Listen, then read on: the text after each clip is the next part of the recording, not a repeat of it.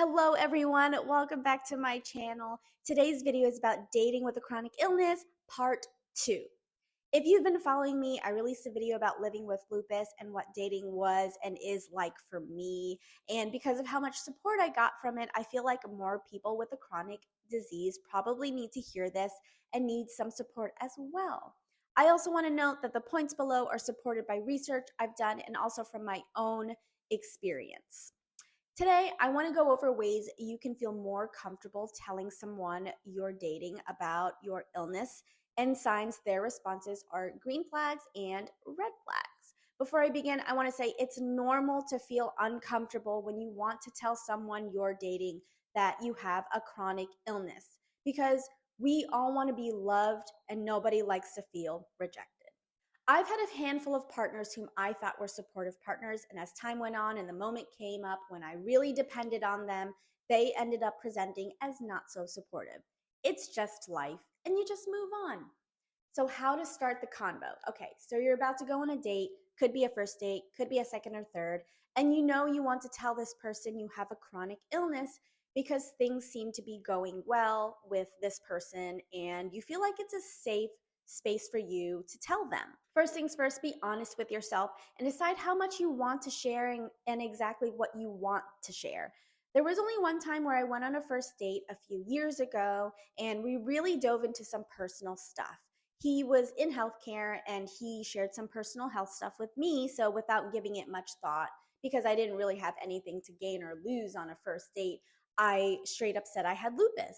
And usually I start with that because then they start asking questions. I'm an open book, so I like to answer all questions they have. And to give them an idea of how serious lupus can get, I tell them that when I'm really sick, I have to get chemotherapy. So it kind of gives them a little look into what our future could look like. It's your life and your illness, so you decide how much you want to share with that person at what stage of dating. And this doesn't have to be a face-to-face scenario either. You can do it through a letter or a text, whatever is most comfortable for you, not the other person, but you. As I was trying to gain insight for this video, I came across a blog about talking to people about your chronic illness. And one of the things she said was using photographs and medical records to share your history if that's easier than explaining things right off the bat. So you can also try that. I haven't done it yet, but I could see how it could be helpful. So, feel free to get creative with this, and whatever is going to bring you more ease, then do that. For me, I like to just have a normal conversation about it because it really doesn't have to be a complicated thing.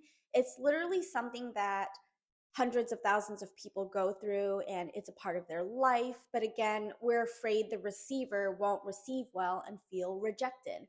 And again, that's normal. But think about it. Isn't it better to know they're not what you were hoping for right away rather than later down the road when you're sick and they don't show up for you emotionally or physically? So you're really doing yourself a favor by being upfront about your health. One of my exes got me through chemo, but then later faulted me when we couldn't get intimate because I was in pain. He said it was grounds for divorce if we were married. Well, thank God we weren't married.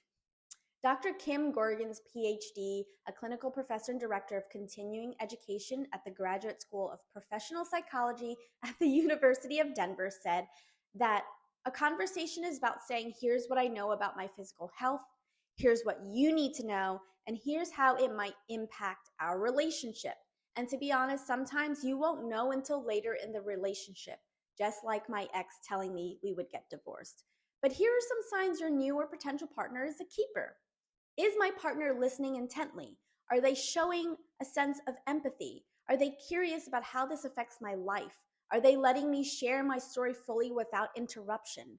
If they are asking questions like this within a space that makes you feel safe and heard, and without giving their own opinions about it, they're showing you that they want to know more in order to learn how to support you. They're invested. Not only that, they want to ask questions to give you a chance to answer and share what you want to share.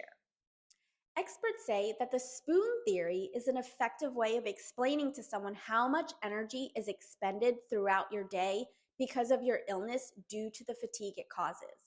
For instance, for me, I could say to my partner that on a typical day, it takes 1, sometimes 2 spoons to get out of bed because I don't always get good sleep with my narcolepsy, or my joints might be extra stiff that morning. If it's a rainy day and he knows this, he's seen me go through it, my joints are so painful. So that would definitely take me 6 spoons just to go about my routine, if I even make it without having to lie down or take naps. It's a great visual for the receiving end to see how much energy it takes out of you to just try to have a normal day. Now let's move on to the red flags. Now these red flags, according to experts, can differ, just like green flags can. It really depends on the person and what their needs are and what they need from their partner. These are just general things to look out for. Your partner suddenly shuts down verbally or with their body language and doesn't want to continue the convo. They downplay your chronic illness or insinuate it's in your head. They're quick to complain or ask about how it'll affect their life. They have trouble putting themselves in your shoes.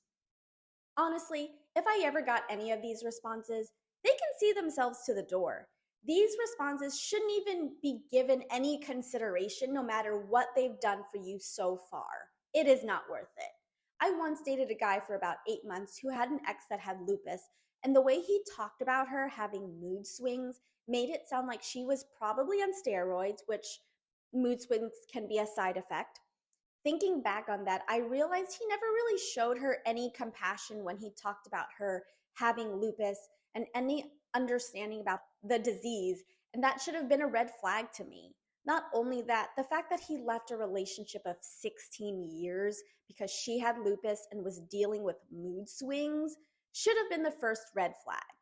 Because of that, I was afraid to tell him I had lupus for the longest time we were dating, and of course I feel stupid about it now. So I ended up telling him later on, and I got the sense that he wasn't the type to stick around when I got sick, especially when my physical appearance would change, hair loss, puffy face, etc. Now, a red flag that I would personally like to add is they don't ask any questions or do any research.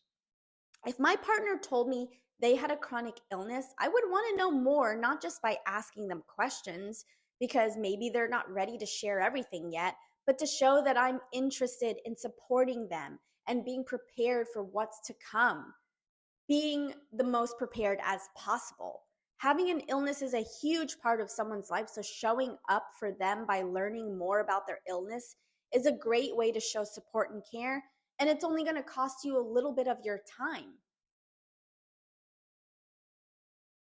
You can also ask your partner questions about any experience or knowledge they have with a chronic disease. Maybe a family member has it, or perhaps they had one or have one. This gives you a gauge on their thoughts and feelings about dealing with an illness. One of the upsides of having an illness is that it really is a test to see who's really worth keeping in your life.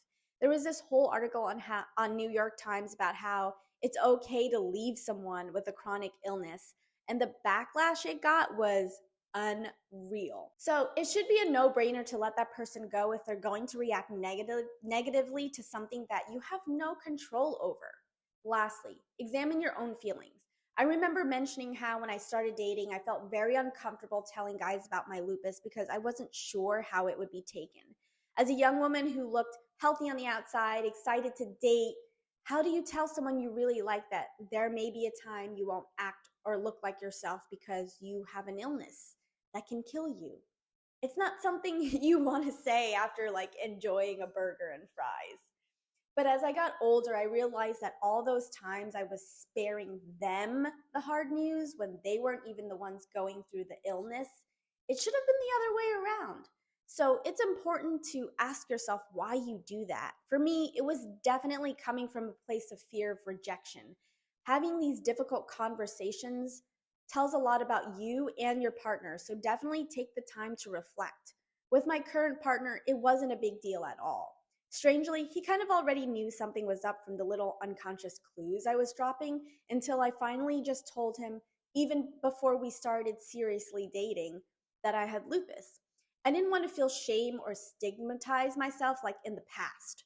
What your responsibility is as a partner with the illness is being honest with you and your partner, and hold value towards yourself, because the illness does not decide that for you. Remember that you're still a whole person, if not very resilient and strong because of your illness, and that brings a lot of value already. Having an illness doesn't make you less of a dreamer, less of a hard worker, or less of a lover.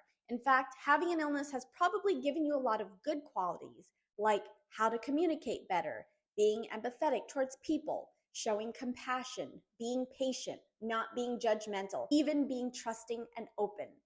And last but not least, Dr. Gorgon says, most importantly, keep in mind that dating involves an entire person, not just one part of you.